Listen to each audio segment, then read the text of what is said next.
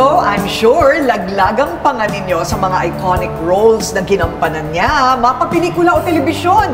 Sino ba naman ang hindi bibilib sa Asia's Best Actress? Jody Santa Maria Sita!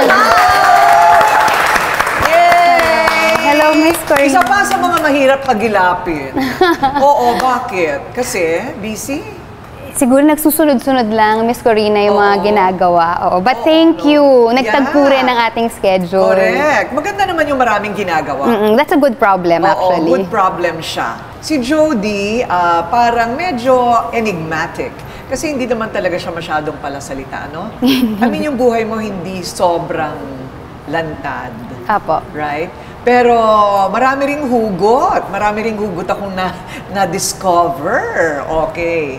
Yung kanyang kabataan ay ano rin, medyo tipid din sa buhay, right? Opo. Bale, lumaki ako sa Pasay. So, ang nagpalaki sa akin, sa amin ang kuya ko, mommy ko at ang lola ko. Yun.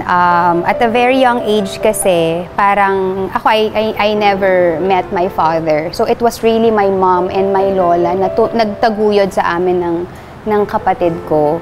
And I think, growing up, kung ano lang yung meron kami, we'll make do of what we had during that time. Teka muna, sandali. Bakit hindi mo na nakilala ang dad mo? It was because when my mom was pregnant with me, parang I believe he wasn't ready. So, ano siya, fly me to the moon. Umala siya. So, never mo siya nakilala? Hindi ko siya nakilala pero hinanap ko siya. Oh. Nung panahon na nahanap ko siya, I think I was like, parang a bit too late lang because he passed away na.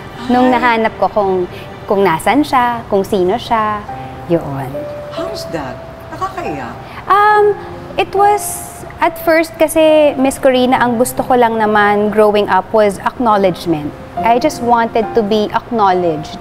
Siyempre, tao ka, 50% po nanggaling sa nanay mo, may kalahati, merong missing half, may missing piece ka. So, yun yung hinanap ko ng hinanap. With the hopes of an acknowledgement. Sabi ko nga, hindi ako manggugulo, hindi ako manghihingi ng pera.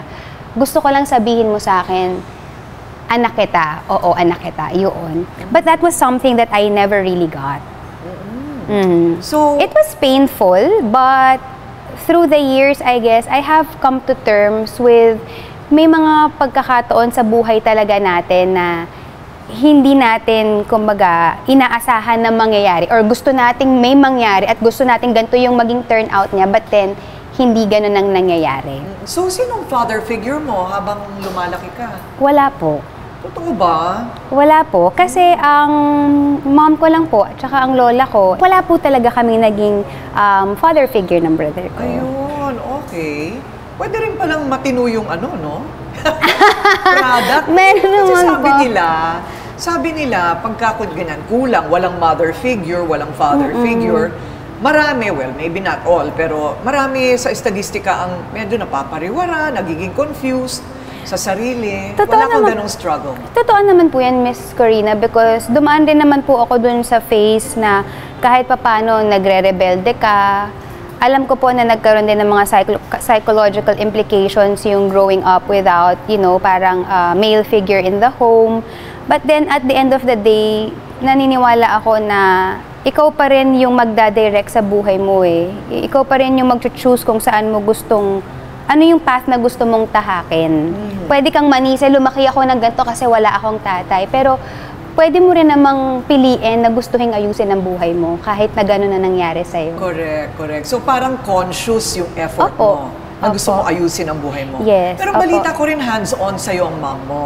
I mean, maganda din yung kanyang mga sinasabi sa'yo noon. Opo.